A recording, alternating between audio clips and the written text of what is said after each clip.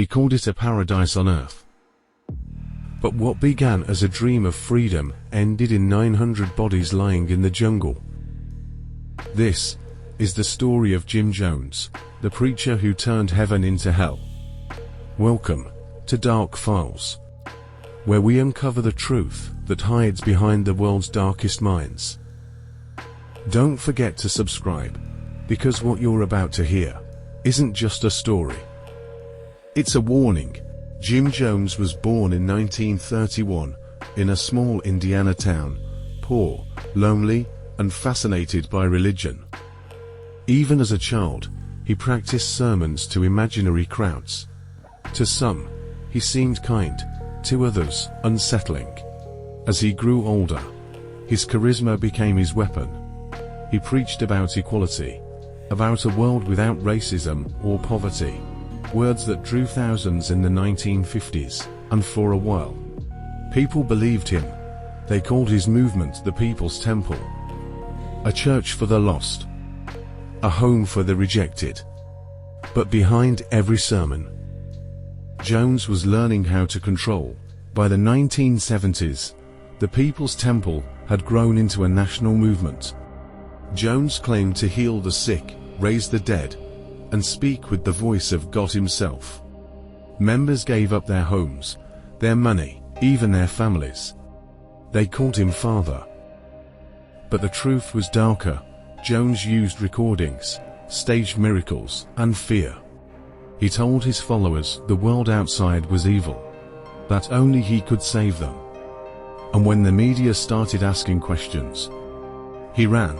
In 1977, Jones moved his people to the jungles of Guyana, South America.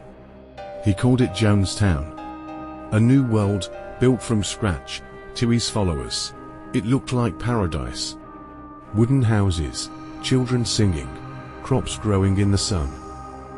But hidden behind the smiles were guns, guards, and exhaustion. No one was allowed to leave. The Church of Love had become a prison. Reports of abuse and brainwashing reached the US government. Congressman Leo Ryan decided to visit Jonestown himself. On November 18, 1978, he arrived with journalists and concerned family members. At first, everything seemed fine. Jones smiled, the people clapped. But that night, a note was slipped to a reporter. "Please, help us leave." By the next day, Leo Ryan and 4 others were dead, shot at the airstrip as they tried to escape. Back in Jonestown, Jim Jones gathered everyone together. He said the world was coming for them, that death was the only escape. He passed out a drink laced with cyanide. Mothers gave it to their children first. Over 900 people died, believing they were going to a better place. Jones was found dead among them, a gunshot to his head. To this day, Jonestown remains the largest mass suicide in modern history. But the truth is, most of them didn't choose to die. They were trapped by loyalty, by fear, and by one man's obsession with power.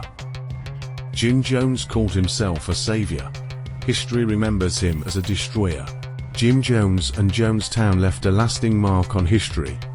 Beyond the horror of the mass death, the story revealed the dangers of unchecked power, blind faith, and the human tendency to follow charisma over reason. It remains a cautionary tale, a reminder that even idealistic visions can turn deadly.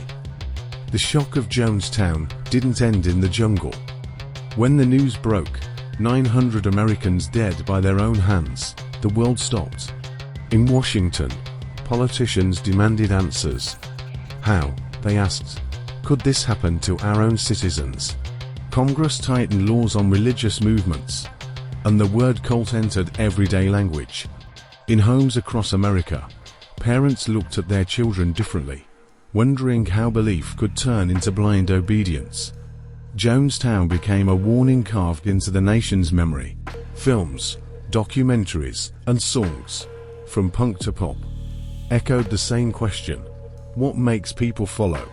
And how far will they go? Jonestown didn't just haunt the news, it changed America's culture forever. Politicians called it a national tragedy, and psychologists began studying how one man's words could control hundreds. Hollywood turned its gaze toward the jungle.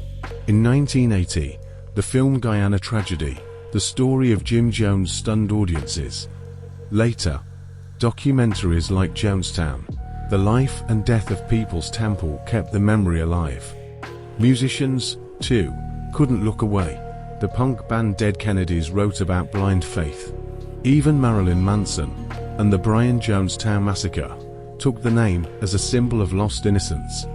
Jonestown became more than a place. It became a warning, whispered through film, music, and memory. How easily hope can turn into horror. Thank you for watching Dark Files. If the shadows of history fascinate you, like, share, and subscribe.